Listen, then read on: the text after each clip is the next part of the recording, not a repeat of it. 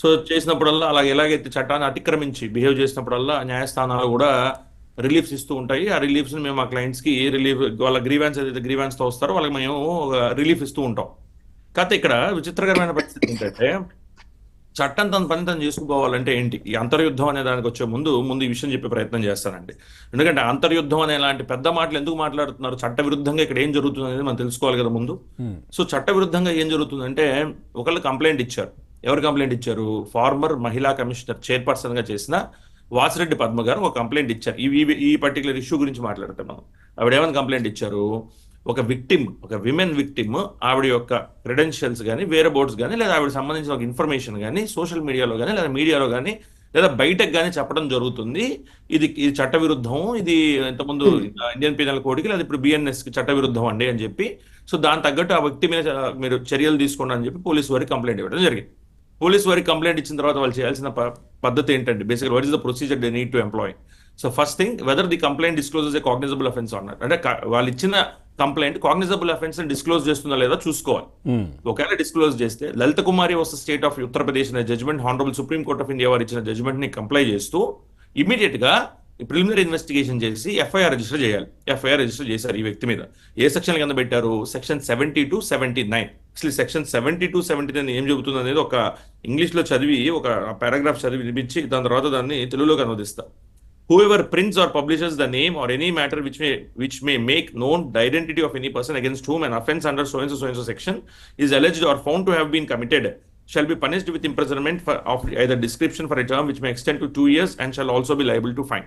So basic గా ఒక victim యొక్క కొన్ని సెక్షన్ల కింద ఒక విక్టిమ్ కంప్లైంట్ ఇచ్చిన తర్వాత కొన్ని ఒక నేర ఘటన జరుగుతుంది ఎవరి మీద, ఒక అక్యూజ్డ్ మీద కట్టిన తర్వాత ఆ నేరాలు కనుక సెక్షన్ 64, 65, 66, 67, 68, 69, 70, 71 బిఎన్ఎస్ కింద వచ్చిన సెక్షన్లు అయినప్పుడు ఆ వ్యక్తి యొక్క డీటెయిల్స్ మీకు తెలిసినప్పటికీ మీరు బయట ఎక్కడ పెట్టకూడదు, బహిర్గతం చేయకూడదు. That is the purpose for section 72. బహిర్గతం చేస్తే అది చట్ట విరుద్ధం, సెక్షన్ 72 కింద మీరు లయబుల్ అవుతారు అనేది చెప్పింది. నెక్స్ట్ సెక్షన్ 79 ఏం చెప్పింది? ఇందాక నుంచి మనకి జ్యోత్స్న గారు మాట్లాడుతుంది outraging modesty of women.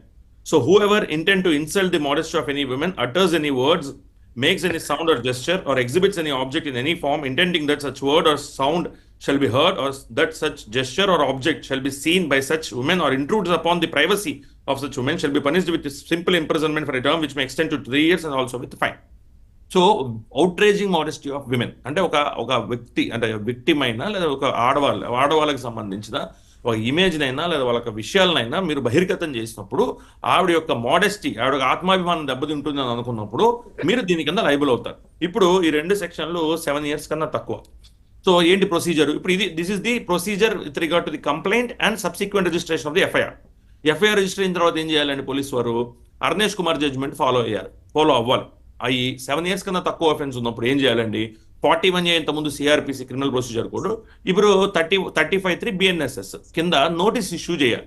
So ఆ రోజు ఏదైతే జరిగిందో ప్రెస్ మీటింగ్ ముందు మాధవ్ గారికి ఈ 2 సెక్షన్ల మీద ఎవరైతే విమెన్ చైర్పర్సన్ ఎవరైతే ఇంత ముందు ఉన్నారో మహిళా చైర్పర్సన్ ఆవిడ వాసిరెడ్డి పద్మ గారు ఇచ్చిన కంప్లైంట్ బేసిస్ మీద మీ మీద సెక్షన్ 72-79 పెట్టడం జరిగిందండి. సో మీకు నోటీస్ ఇవ్వడానికి వచ్చామండి. Arnesh Kumar guide lines supreme court వారు ఇచ్చింది ఫాలో అవుతూ మీరు నోటీస్ తీసుకొని March 5వ తారీఖు పర్టికులర్ పోలీస్ స్టేషన్కి వచ్చి మీ వివరణ ఇవ్వవలసిందిగా during the process of investigation మీ వివరణ ఇవ్వవలసిందిగా కోరుకుంటున్నామని ఆయనకు నోటీస్ ఇష్యూ చేశారు. ఇప్పుడు ఇక్కడ చట్ట విరుద్ధంగా ఎక్కడ జరిగింది ప్రాసెస్ మొత్తంలో? అంతర్యుద్ధం ఏంటి? అంతర్యుద్ధం అని చెప్పడం itself is an offence. So ఎందుకంటే అది మన భారతీయ న్యాయ సంహితలో సెడిషన్ తీసేసినప్పటికీ, సెడిషన్ అనేది ఇంతకుముందు మనం 124A కింద ఏదైతే రఘురామకృష్ణరాజు గారిని అరెస్ట్ చేసి తర్వాత కేసు ఇంకా పెండింగ్ లో ఉంది. సో కస్టోడియల్ టార్చర్ గురి చేశారన్న కేసు మీద. సో కేసు ఇంకా కోర్టులో పెండింగ్ ఉంది కాబట్టి నేను దాని గురించి ఇంకా వివరంగా మాట్లాడలేకపోతున్నాను, because the court is seized of the matter. కాబట్టి ఇక్కడ ఏం చెప్పారు? సెక్షన్ 152 ఆఫ్ ది బిఎన్ఎస్ కింద acts endangering sovereignty, unity and integrity of India. ఇప్పుడు ఏదైతే మన మాధవ్ గారు మాట్లాడారో ప్రెస్ మీట్ లో అంతర్యుద్ధం అనే మాటని, అది ఈ పర్టికులర్ సెక్షన్ కిందకు వస్తుందండి. ఈ సెక్షన్ ఏం చెబుతుందని చదివినిపించే ప్రయత్నం చేసి ఆ తర్వాత దాన్ని ఎక్స్ప్లెయిన్ చేసే ప్రయత్నం చేస్తా.